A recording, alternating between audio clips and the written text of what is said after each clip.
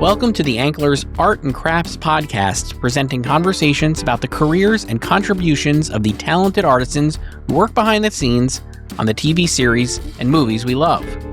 I'm Christopher Rosen. I'm Deputy Editor at Ankler Media, and I'm so happy to bring you my recent conversation with the Lowdown cinematographer Mark Schwartzbard and production designer Brandon Connor Connolly.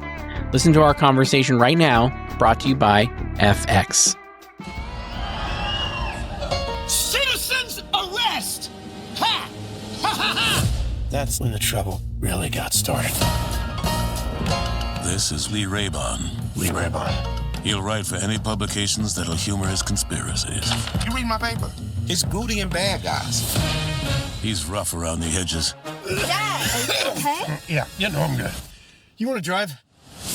Now and again, he gets in over his head. Pain is only temporary.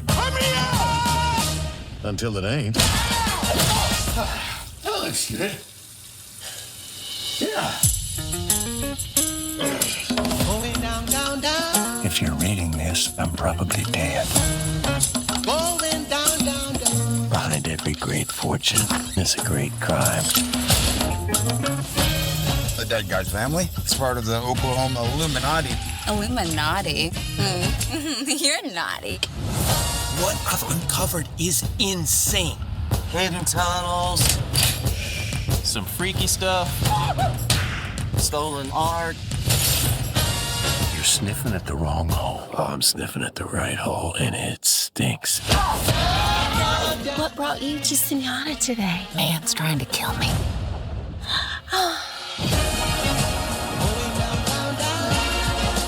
This is all a game to you. My family was threatened. It's not a game.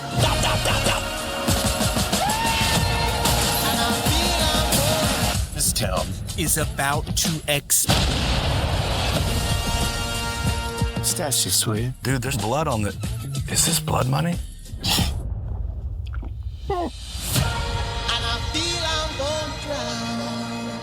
Mark and Brandon, thank you so much for doing this. The Lowdown is a great show. I know you guys both worked with Sterling on Reservation Dogs previously, obviously. And I guess like when that show is ending, when did you both start talking about what would become the Lowdown, I guess, with him? Yeah, so we started talking pretty much, I think, at the end of Reservation Dogs. You know, at the end of the third season, Sterling actually screened The Long Goodbye at the Circle Cinema, which is the independent movie theater in Tulsa that everyone loves. And so he screened that film, and it wasn't at that point, something where it was like, okay, this is definitely the next thing, and here's where we go. But it was, kind of more of an idea, more of a tone, that he was kind of exploring and wanted to invite people into to start the conversation, get into it. So at that point, it kind of started to flesh out this sort of, 70s New Hollywood noir feeling, and, Elliot Gould kind of wandering through that vivid landscape. And of course, and I love that period in those 7 movies. And so I think Mark does too. And we just naturally started talking. We probably would have been talking about those things anyway, but we, naturally kind of fell into talking about them because of that as well. What about that, Mark? What about that period, I guess, for you is so exciting? And then they get to do that here on the Lowdown, because I love that. I mean, like, it just, when I like saw the show, I was like, man, this is like exactly like you said, like those New Hollywood 70s shows. I just really, the aesthetic of the show is so great. And I guess like how exciting is that to get to work within that aesthetic on the show, I guess, for you, Mark? It's the greatest. It's my favorite stuff. And I feel like I've been lucky enough to have a number of jobs over the year that have fallen into my lap where we kind of want to do Robert Altman 70s stuff. And it's just so much fun. I love the zooms. I love the vibe. I love the kind of simplicity and honesty and kind of, wacko humanism of the whole thing. It's I don't know. Every DP I know kind of loves doing 70s, loves doing Altman. So when you're talking about like this, like these things and these inspirations, right, for the show, and I guess, and then the show itself, and like, I guess, how do you both work together to make sure you're kind of both, honoring what the inspirations are, but also making it so it's its own thing, and obviously, like, it is so like original and this like great, like new Hollywood, I guess, or whatever. Like, how are you guys working together to make sure it does come together? I guess the Brandon and Mark. Brandon, you want to go first? That's fine. Yeah, definitely. I mean, I think just honestly through, 3 years of Reservation Dogs, we kind of have a shorthand, a creative shorthand, and also just kind of understanding about, what's important to each of us and what's important to Sterling and, where we can kind of come in on those elements. And I think, part of it is also that I just really enjoy talking to Mark and hanging out with Mark. So I feel like we kind of have a lot of times where, we'll be talking about movies as references, or we'll be talking about, the script that just came out, or we'll kind of be talking about these different elements, but also just having conversations as as two people who really enjoy film and TV and really enjoy kind of storytelling in general.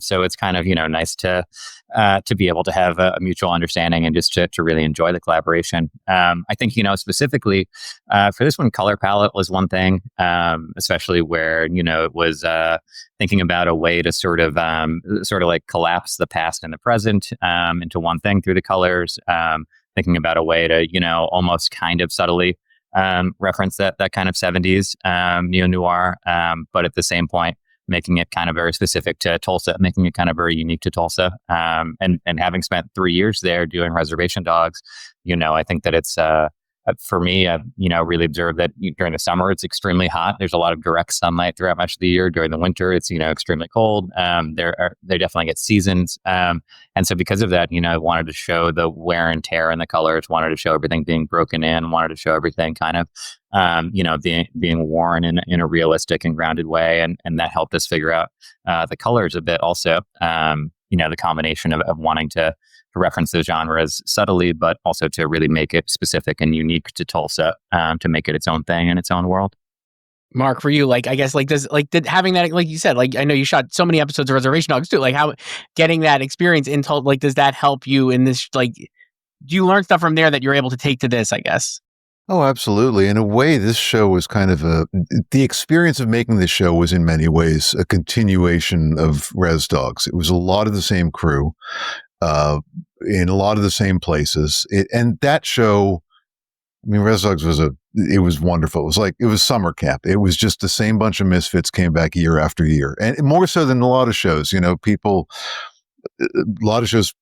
don't always come back. Everyone pretty much came back every season on this show because they loved it, because Sterling is kind of about, the shows are about community, and the act of making the show is about community. And so it's kind of a just kooky kind of misfit parade of this kind of welcoming embrace of Tulsa that we all that those of us who don't live there keep coming back to. The vast majority of the crew is local.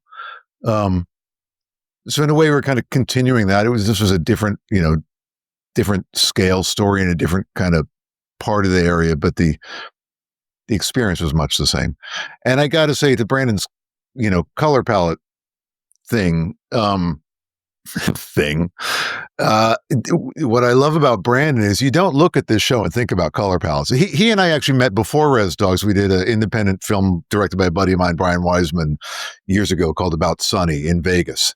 And I don't think we did anything between that and Res Dogs, but shooting Brandon's stuff is always so good because it never looks designed, but you can point the camera in every direction and it works. It always kind of makes sense and feels true and lived in. And I wish there was more behind the scenes of the little details that are in those sets that are kind of character driven, which big ups to Tava, the set decorator, who,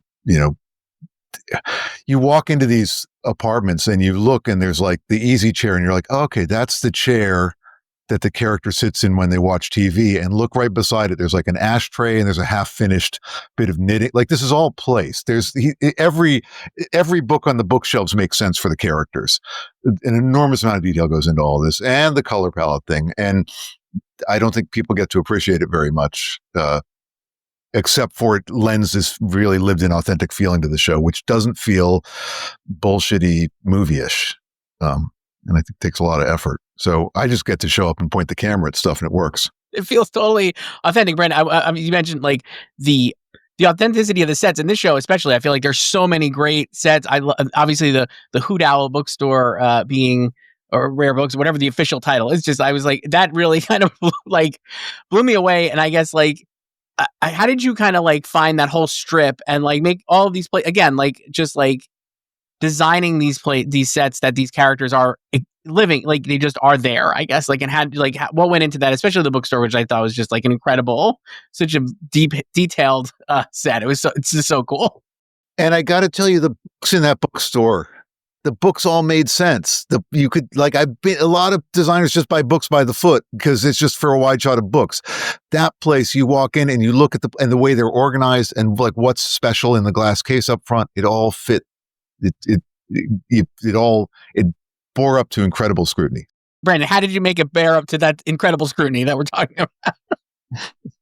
No, I'll take that kind of interruption all day long. That's a great interruption. That's Mark was being too kind. But I do feel like, honestly, when we are putting the details into the set and kind of trying to build the world for everything, I do all the time think, okay, Mark is going to come in here. He's going to see this thing. He's going to notice these things. He's going to, check out these details and everything. That's a prime motivator for myself and for Tava, the set decorator, is to say, okay, we've got to make sure that it makes sense for the world of the actors and the director, but also because we got to impress Mark with this stuff too, and make sure that he's going to notice these details. He's going to do it. So I always appreciate that. But I think that for the main sets, Hoot Owl and Sweet Emily's and the law office and, that kind of whole miniature backlot there, Sterling had kind of written it with this really specific geography in mind. And so we knew that we wanted to give the sets a geography and to kind of be out in the real world and, be able to have this whole energy where you can follow Lee's character inside and outside and not have to worry about any of those entrances and exits and that sort of thing. And it just felt right to be in Tulsa itself. So, meaning in the city rather than, on a soundstage or in a warehouse or anything like that. So we kind of scouted around for a while and then found this one block of, shall we say, derelict buildings, in the middle of Tulsa with a great view of the downtown skyline in the distance. And at first I thought everybody was going to say that I was crazy, thinking that we could kind of turn this into these different sets. But then there was like no running water, no power in the buildings, a lot of difficulties, a lot of raw spaces. And, surprisingly, everybody was really into it. And, we ended up kind of saying, okay, the corner has a great building. That could be the diner. Then this completely empty raw space, we could build in our walls, build in our floors, build in our ceiling, make the bookstore, Hoot Owl, and all those things, and kind of gather all those sets. And, we later found out that actually Leroy Chapman, who's the loose inspiration, for the story for Ethan's character, actually lived in the apartment above the diner, right next to the bookstore. So, and in the show, of course, he's supposed to be living in this apartment above the bookstore, and it just felt okay. In addition to logistically right and creatively right, felt kind of inspired as well as a choice to go there.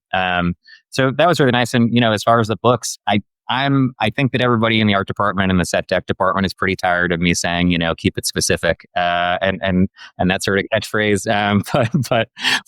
But I just like to maintain that specificity because we're building this unique world, and we're building this world that's kind of, set up just for this show and just for this place, just for Tulsa in this case. And so you want, the director, the actors, the DP, Mark, anybody to be able to walk down the aisles, pull out any book and say, oh, this is great. Yeah, like, okay, this belongs here. And I can see why Lee, the character, would have this here. And that's it. I think that one of the things on Reservation Dogs that we got into, one of the kind of, theories or practices of design was designing for the people who are in the space, people who are going to inhabit it and kind of make this art, as much for, the people who will kind of see it later, through what's being shot with the camera. So we like to build that seamless world, when we can. And I think that we hopefully succeeded in the bookstore. We picked 5,000 kind of hand-picked books from another kind of used bookstore in Tulsa.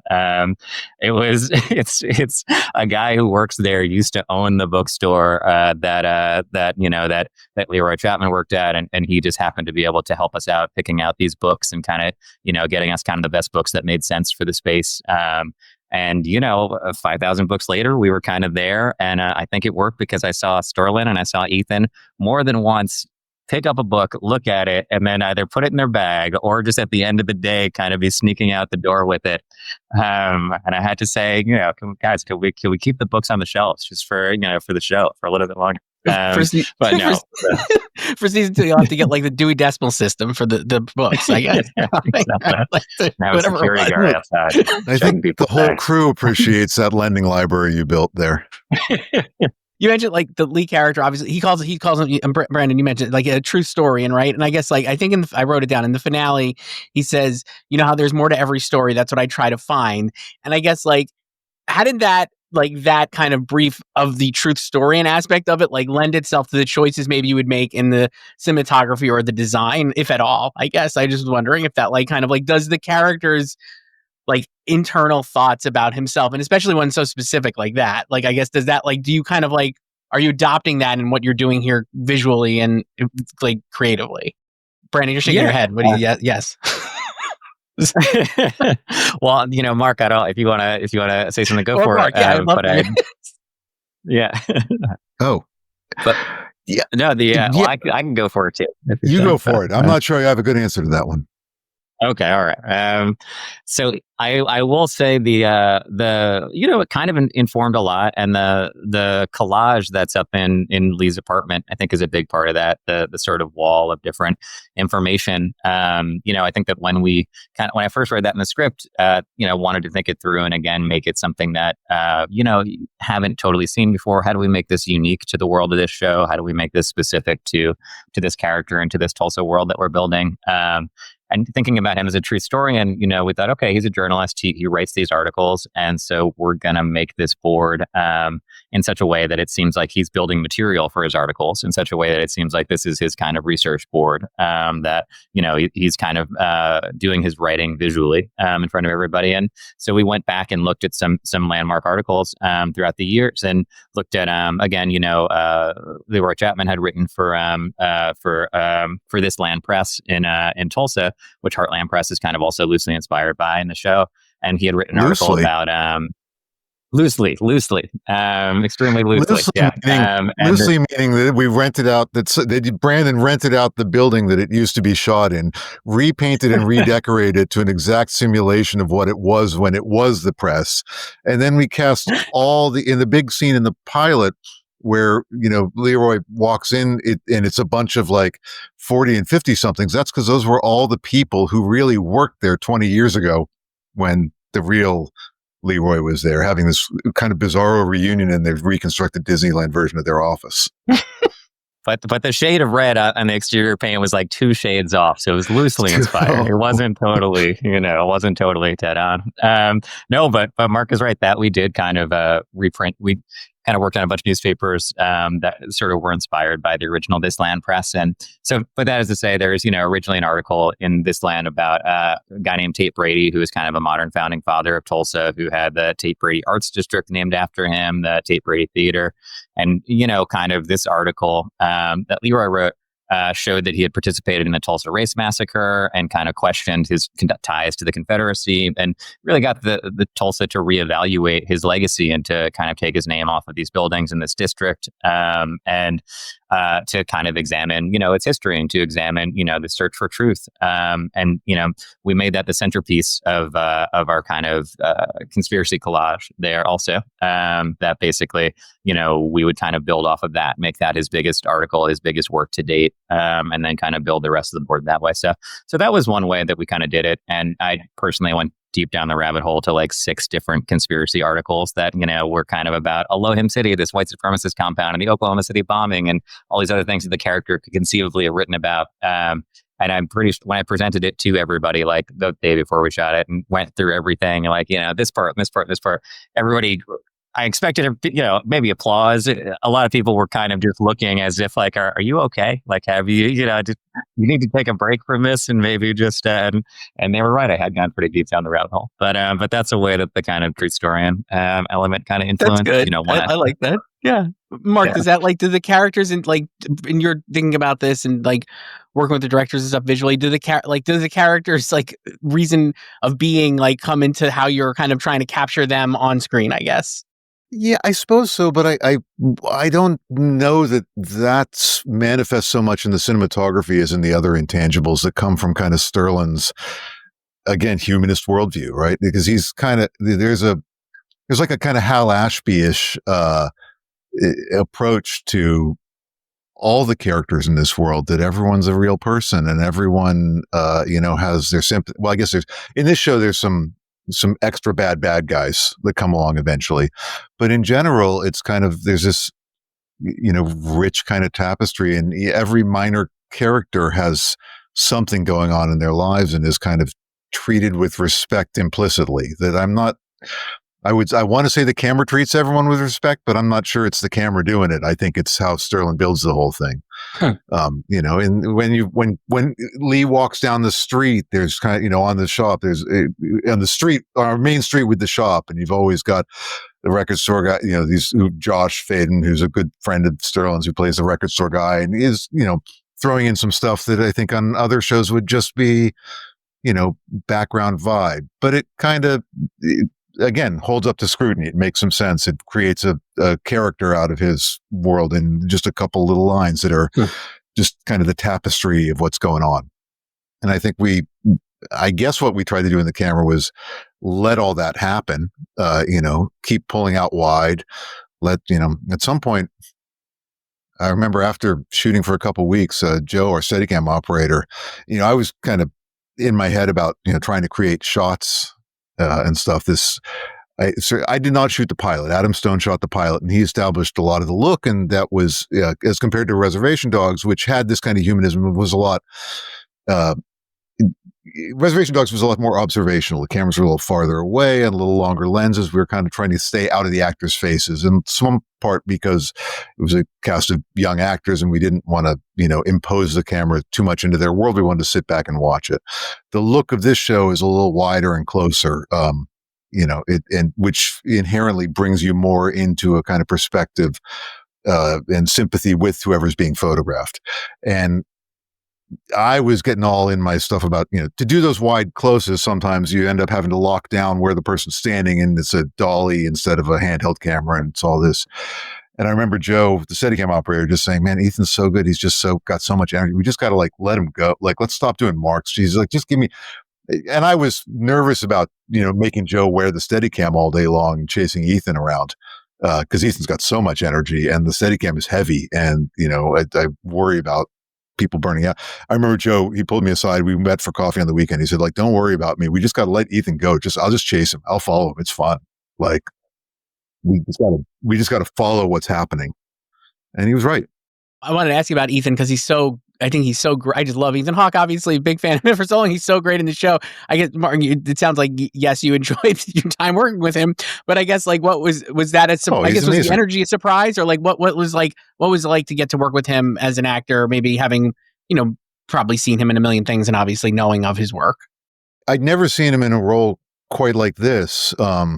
He's so versatile. I don't know that he's done, a big comedy role like this, but he can do this kind of big physical comedy and pathos, within the same scene. He's enormously, he's written, he's directed, he's produced. He kind of knows every part of this machine. He is, I think, we first shot him on Res Dogs. He did an episode towards the end of season 3. And at the end, he gave a nice little speech when we wrapped him saying, he's like, well, I've basically been on set my whole life since I was 16. And you kind of stop and think, oh my God, he has, right? This guy, he works all the time and he's worked in every capacity. He definitely knows more about every part of this machine than any of us do. So there's no treating him with kid gloves. There's no getting anything over on him. If the camera pushes in, he feels it. He knows what the camera's seeing. He can really use that relationship with the camera operator in that way that very experienced and smart actors can, which makes him very fun to film him. And oh man, when him and Kyle MacLachlan are doing blocking into a 2-person scene, the way those guys just get the physics of the whole thing and, can coordinate this, what seems to be a very elaborate dance, but where they just keep trading places so the cameras can kind of stay in the same place and we can get through it easily. But those guys are such pros. It's so great. Brandon, I want to ask you, I guess, like we were saying, you have built so many sets and maybe the answer to this is the bookstore or something, but what was going into this, or what were you thinking would be the biggest challenge for you? And then what ended up being that challenge, I guess? Yeah, I think that the bookstore was definitely a big challenge. Thinking just wanting to kind of get that aesthetic right. I think also, the for me, I mean, Lee's Apartment, Sweet Emily's, all things that we wanted to put our time and effort into, and I think I do have a more straightforward answer, but I will say also part of the part of the kind of tapestry of humanism that Mark was talking about. I feel like that is all comes from Sterling and is inspired by his approach to storytelling, and his approach to the writing, but the way that I try to reflect it in the design and the set decoration with Tava and everything is that, no matter kind of which set it is or which character it is, we want to treat them with the same amount of respect in terms of developing their world and in terms of telling their story. And, whether it's, the Bonnie character who's, her interior, her house might only be, one scene or something like that. Or whether it's, a set that's going to be there throughout the whole season. We want to kind of make sure that the details that we're putting in there are enough to generate empathy for the character, and to allow the viewer to kind of walk in their shoes for a little while. So for me, that's always the great challenge, is just being able to put that level of specificity and detail into kind of everything that we do. When of course there's a TV schedule and different elements like that. But that's one of those things that I'm kind of always sort of preaching in the art department as well. I guess in terms of like the more straightforward answer though, is that episode 3, I think the paddlefish compound, is one that I was definitely a challenge, but one that I really welcomed, because again, it was one of those things where it's written as this compound that people have in the woods and they're processing these paddlefish and it's about their life. But it was kind of wide open in terms of the look of it, in a way, and thought, okay, well, what can we do to make this kind of specific to our world and make this unique? And ended up shooting it down at this marina, at this lake near Sterling's house. Probably not coincidentally. And then, the harbor master had a bunch in yards, I think, right? Yeah. Sorry. Yeah. Yes. And yeah, exactly. Very close. Within ATV distance, or within golf cart distance, I would say, of his door. And so we ended up, thinking, okay, well, these people, we got inspired by the harbor master there and his kind of whole setup, and we ended up dragging this sort of boat from the harbor master's yard down into our open clearing wooded set and making that sort of the John Doe's character's office, rather than a trailer, rather than something like that. We kind of wanted to have this huge houseboat up on blocks that he could kind of treat as his thing, and then fill out the rest of the compound with hints of like what this community had been through, like a trailer that had kind of exploded that was maybe a meth lab in the past, an old kind of moonshine still, some carnival equipment that said that maybe they had tried their hand at the Carney game before, but just all those things that sort of tell the story of the community, tell the story of those people, in addition to all the crazy paddlefish, which was a challenge to get because it's illegal to get paddlefish in most states, and there's also different animal restrictions and things. So you end up begging somebody on the phone in Montana to please ship you 10 paddlefish packed in dry ice and that sort of thing. But so those are the fun challenges. But I always think also, in addition to that, just knowing, even if that's their challenge, even if things are kind of going to be difficult, it really helps to know that Mark is going to come in and A, make everything look great, but B, also just see what is important, be able to kind of read into the set what the things that we put there and the story that we're trying to tell with it, and then photograph that in a way that it comes through and kind of emphasize the stronger points, and just kind of be able to complete the whole thing and just to tell the story in the way that we kind of try to do cohesively. So it's always nice to have that confidence, knowing, okay, yes, we're doing this, and he's going to come in, and Mark's going to come in, and it's going to be great, and you're going to do that. So that's exciting. That episode is really cool. Can I elaborate on that? No, please. I want you to. Yes, please do. Yes.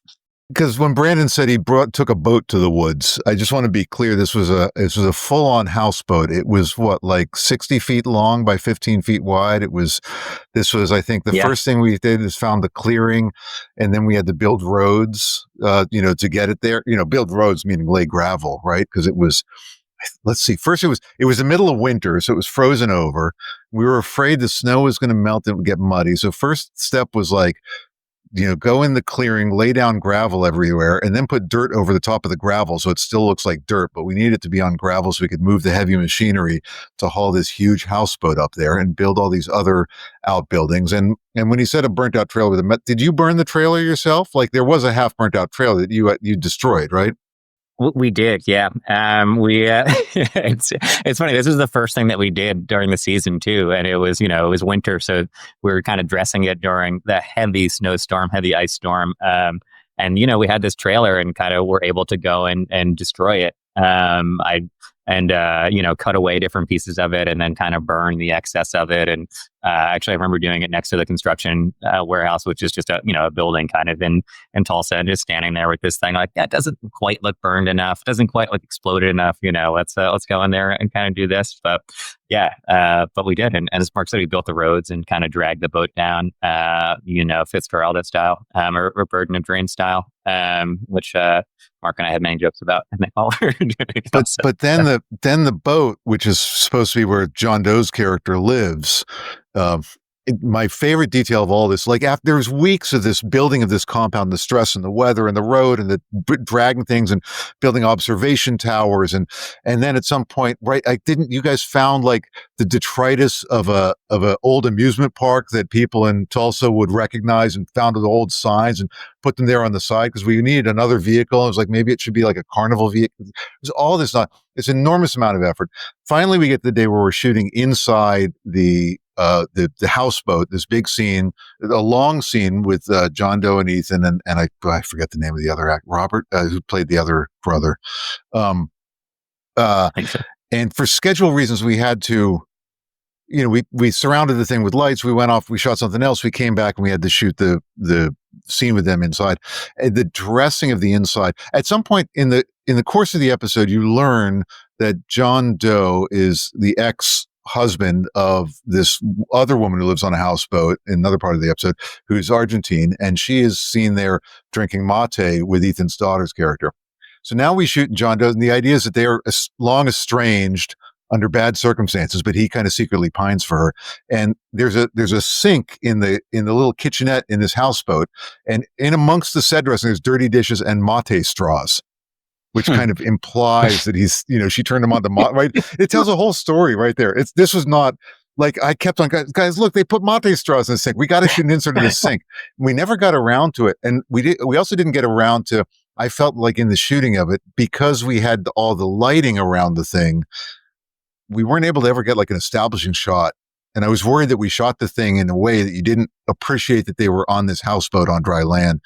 And fortunately, we were able to convince Alex, our producer, to just go back there the next day with a camera before they struck it and shoot a bunch of inserts to kind of tell that story, to grab all that set dressing. And there were other little details, right? They were like, didn't you guys get John Doe to like give you copies of old like punk show flyers from the LA in the 80s that he has in there? All kinds of weird Easter eggs in that set. Yeah, there was a lot in there. We just all loved John Doe so much that we're like, I can't believe he's going to be here. Like, we really have to take advantage of this. And so we had Bell's Amusement Park. We hunted down some guy who had a bunch of old stuff from, Bell's Amusement Park, which is like an Oklahoma kind of local favorite, and, got their old ticket booths and their old rides there, and had painted a little mural inside the houseboat that featured, somebody who, John Doe and a character who we were saying was his father, a little fisherman's memorial for him, and all those things, some of John Doe's old punk flyers. And yeah, he came to set and shirtless, smeared his blood, smeared everything, and basically said, "Who's responsible for this?" And I said, "Well, myself and a lot of other people are." There's, it's and he shook my hand and said, "This is just great. I'm really kind of impressed by this, and really kind of helped me. I can really see the character in the world here, and I probably had some fake blood on my hand from shaking his hand there and everything, and just I'm sure that I blushed also. I was about to faint, to be like, wow, John Doe just shook my hand and said about this set, and so yeah, it was an amazing time, and like Mark said, a lot of effort into it, and I felt bad because I kept dragging him out to the middle of the woods in this freezing weather, being like, Mark, you got to come out because we got to just plant this flag that's going to be where the bow of this boat is and where this other thing is, because we're dragging it out there. We can't move it once it gets there. So I had to drag him out to the woods many times, but a true collaborator, true sport about it. I have a video somewhere. of someone picking up that trailer with a crane and moving it a foot to the left and putting it down, and you staring at it for 30 seconds, and then they had to pick it up and move it 6 inches back to the right. That's how I am. That's just how I'm known in the Tulsa area. So it's every foot counts when it comes to the houseboat type of thing. Yeah, I mean, the show is so great. Like, we're talking about this. I know we have to wrap up, but the show is so great. And like we're saying, so authentic. You just feel like you're living. You could feel like it just feels very lived in, I guess. Like, I know like this first season is just such a success. Are you guys already like, I mean, maybe hoping or considering like how you would expand this or grow this whole world for a second season if there is one? I mean, personally, I'm hopeful about it, and it does kind of occur to me. It's interesting because the first one's kind of first season is subtitled "The Sensitive Kind," so it's interesting to think about what the second season would be, and where that would go, and if there would be other kind of returning characters, some newer characters. Selfishly, I hope that Kyle MacLachlan's character comes back just so I can see Kyle MacLachlan again, and hang out with him. But yeah, I would be excited for that, and also just excited to go and hang out with Mark for another couple of months, and make the show and kind of pursue the ideas and everything. So, Mark, I'm assuming yes for you. Or are you going to throw Brandon under the bus there and say no, forget him? This would be the perfect moment for a heel turn to say, actually, that no, you wouldn't come back if I was coming back. Anytime, anywhere, Brandon. Where are we doing it next? No, I'm just sitting by the phone, like waiting for Sterling to call again. Like this, this show it's such a treat to do. I certainly hope we get to do more of it. I can't wait to find out what he's thinking about. It's a treat to watch too. And like you said, Brandon, you got to pay. It's the first one is chapter 1, right? Like that's in the first episode, and then we got to see what's chapter 2. You can't leave us hanging. The show is so great. The Lowdown on FX, and you could stream all the episodes as well. Brandon and Mark, thank you so much for doing this. It was great chatting about this show. Yeah, thank you so much. Thank you.